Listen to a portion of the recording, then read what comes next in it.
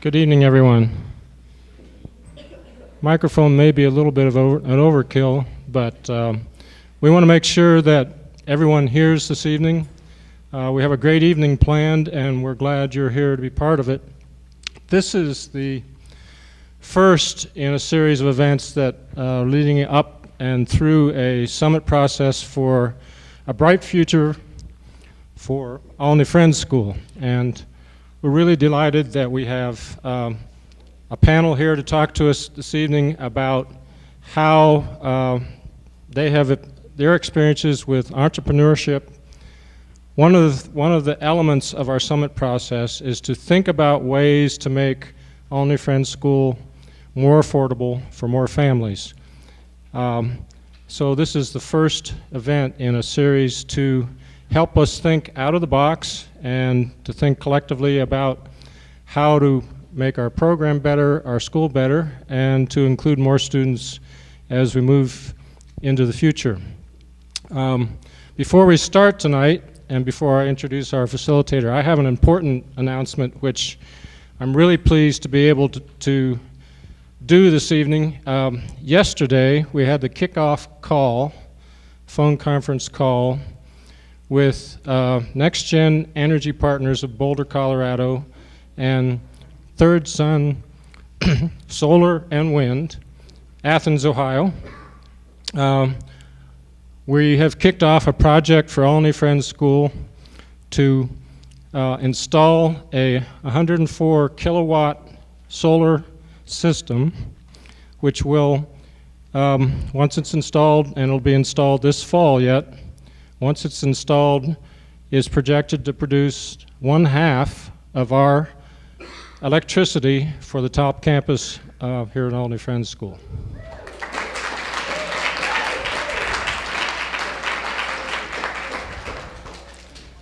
This will be a ground-mounted solar array south of the girls' dorm, at the upper end of the pasture south of the girls' dorm, take about 1/3 of an acre. It will be tied, the energy output will be tied to the web so that we can monitor it daily. We'll have a curriculum element for our teaching, so it'll not only be a great step forward in terms of clean energy for Olney, but it'll be part of very much part of our educational program. So we're really pleased. One more step for a bright future for this school. Tonight, I'm going to turn this over now to John Radizak, who is the manager of one of the best branches West Banco has in their whole system. That's good. Right here in Barnesville. John is going to facilitate our discussion tonight, and I'll turn it over to him. John Radizak, thank you. Thank you. I feel like a celebrity with this microphone. This is cool. I would like to welcome all of you here tonight. We're here to talk about two main things tonight. We're going to talk about entrepreneurship. Entrepreneurship is something that's very special. It's a gift that people are given, and it's all about starting new businesses. And as Rich was saying, we're looking for income opportunities for Olney for several different reasons. Some of what you might see tonight might seem a little overkill. For example, the microphone, 4 pitchers of water, glasses, cards, notepad. I mean, it's all overkill, but tonight is a practice session because you have a very, very important event coming up in October, and that's your summit. And a lot of what we're going to do tonight is not only to mentally prepare for the summit, but it's also to make sure that all the physical stuff, including the camera, is all working so that we can do a very, very professional event come October. So with that in mind, again, we're going to practice a lot tonight. We're going to learn a lot of information from our entrepreneurship people right here. And we have 3 very good panelists that are going to speak to us tonight. And I want to take an opportunity to introduce them. Nothing very formal, nothing very exciting, but to my left is Don Hartley, graduate of 1967. You look good. I heard a very interesting quote about you today. that you might be a person that we may not want advice as far as how to interview for a job, because we've heard you've never actually interviewed for a job because you've always had your own things going on. Is that fair to say? That's fair to say. Excellent. He's also a founding member of Ravens Rock and has had a concrete business. So he's here tonight to share his thoughts and aspirations about entrepreneurship with all of you. Next up is Mark Glass. Mark is a parent of Rosie, who is in the class of 13, and Taylor, who graduated last year in 2010. Mark is a local caterer and a merchant, and he's a co-owner of Bethesda Market in Bethesda, Ohio. Born in Pittsburgh, he grew up on St. Thomas in the Virgin Islands. I didn't know that. That's fascinating. Graduate of the New England Culinary Institute, Glass has been in the restaurant business for over 30 years. In addition, he previously co-owned a guidebook company in the Caribbean. We all need to go down there and visit. Mark, great to have you here tonight. To my extreme left is Mike Wagner, and he's a parent of Kim in the class of 12. He works at a Fortune 500 information services company, which is called EMC Corporation, in Research Triangle Park in North Carolina. In addition, he holds several patents, so that's pretty exciting, for computer programs. He has a Master's of Science degree in computer science from University of North Carolina, Chapel Hill, a Master of Arts degree in History and Philosophy of Science from Indiana University, and an MA in Teaching English as a Secondary Language, also from Indiana University. He has lived and worked in both Sanas, am I saying that right? Thank you. North Yemen, and someplace else. Moga, say it for me. Wonderful. Somalia, where he taught for the United States Information Agency. He notes with regret that his passport has received little use in the past decade or more, and he's completed his undergraduate degree at Guilford College, and he's an experienced novelist and bartender. You do it all. Okay, great. So that is your panel. And again, we're here to learn about entrepreneurship, and we're going to hear from the people who have lived that life. Our goal tonight is there were a series of questions that were given to our panel to think about and to address tonight. Some of those questions, and maybe just think about them as I read through them. One is, how can Olney be of service to the local community and the region? So the first one is, how can Olney be of service to the local community and the region? Secondly, what makes an individual successful in business? Thirdly, how can Olney Friends School cultivate an entrepreneur spirit? And fourthly, can entrepreneurship be taught? I can't wait to hear the answer to that. What principles should Olney keep in mind as we move forward in this new chapter in the school's evolution? So those are the questions we're going to be talking about tonight. We've introduced the panel. We've given you cards, and if you could keep those cards, and as you're listening to the speakers, if you think of a question, go ahead, jot it down. And also, if you want that particular question addressed to a certain member of the panel, put that on there. After the presentations, we will collect the cards and we will go through those questions and just have a really informative session, question and answer. And then after we get through the questions on the cards, then we'll also open it up for eager people who are just dying to ask a question based on the previous conversations. So that's the night. Who's excited for it?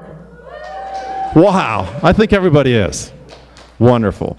Well, great to be here, and we will start to my immediate left, Don Hartley.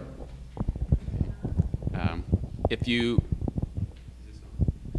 you can hear me, or if I'm not loud enough, let me know, and I'll try to change the volume, make sure you can hear. I came from a rural background. My father had an apple orchard, and after I left Olney, I went registered as a conscientious objector and worked for 2 years at Virginia Beach Friends School, and stayed on for another 3 years teaching and helping with their school bus system down there. Then Raven Rocks got going in around 1970, but we were planning it before then, and I moved back up here to Ohio in 1972 because we owned the property called Raven Rocks, and there were a lot of acreage and a lot of Christmas trees that needed to be tending, and we needed more manpower on the site to do that. And I guess, I don't know whether it's fair to call Raven Rocks a business or not, because our intention, the group of us that started it, was to be able to pay for the property, to set it aside as a preserved area, because we were aware of how wonderful it was when we, as students, would get to go down there on an all-day picnic, as we called it, and camp overnight. The boys did anyway. And so we wanted to pay for it, and the Christmas trees that were planted there were our way to do it. They were already planted there. And I think a lot of what happens to you in life is taking advantage of opportunities that are there that you may not have designed or said, you know, this is how I'm going to go, this, and this, and this. But when things are in front of you, you have to consider, you know, whether you're going to use them or not. And the Christmas trees were there, and we had manpower and very little money to pay for the place, and so that was our ticket. And we threw ourselves into the work and been selling Christmas trees for about darn near 40 years now. And this is our last year harvest. Our last crop will be harvested this year. We've been planting and stuff. So that is one, quote, business, only it was all volunteer time on our part, but the money, we raised a significant amount of money to pay for the original 840 acres and added another 400 acres to that of adjoining lands to protect watershed. That spawned several other businesses because when we moved there, we moved there gradually over a period of time, but we needed employment to support ourselves because the Christmas trees income went toward the project. It didn't go toward our income for ourselves. And so when we moved there, we were wanting to build an underground building that would be in keeping with the wish to preserve the property, and that was going to require a lot of concrete. So we combined our need for concrete after we had an experience of trying to get concrete from Barnesville all the way down to Raven Rocks, and it arrived very hot and almost set up before we got it. So we found a mix-on-site unit, and we figured we would provide our own concrete, and maybe other people in the area were having some of the same problems we were having. So we were solving a problem for ourselves and also used that as a kind of a launching pad to help solve a problem for other people in the area. And so we bought one truck that year, and then the next year Rich and Mary Sidwell bought another truck, and we ran 2 trucks out of a little town of Bellsville, and we were told when we started that if we really wanted to make a business of it, we should park right in the middle of a Barnesville or Woodsfield or some larger town, but that's where we were, and that's where we wanted to run it from. And so we made it work from that kind of remote location, but we ran a lot of in Ohio, West Virginia, for almost the same length of time that we had Raven Rocks, about at least 30 years.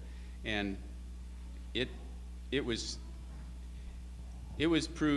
successful, and the thing that made it successful was not because we were the lowest price. And usually with small businesses, I think often that's the case. Larger businesses have economies of scale and buying, bulk materials and stuff where they can do things cheaper. But the thing that made it successful was, number one, the service, and number 2, the quality. And those things are worth a lot to people on the receiving end, I think, probably no matter what kind of business you've got, whether it's concrete or designing a web page.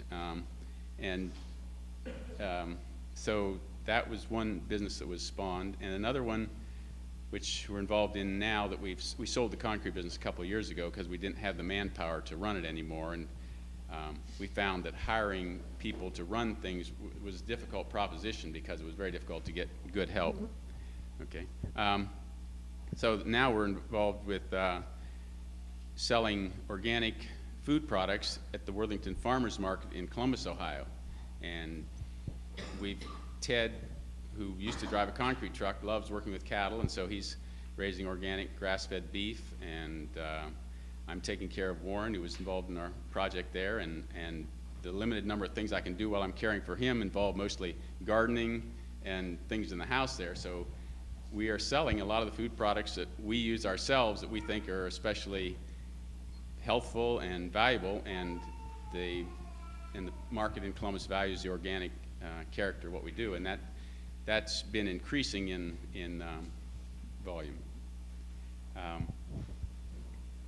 So those are the things that we're involved in, and I would say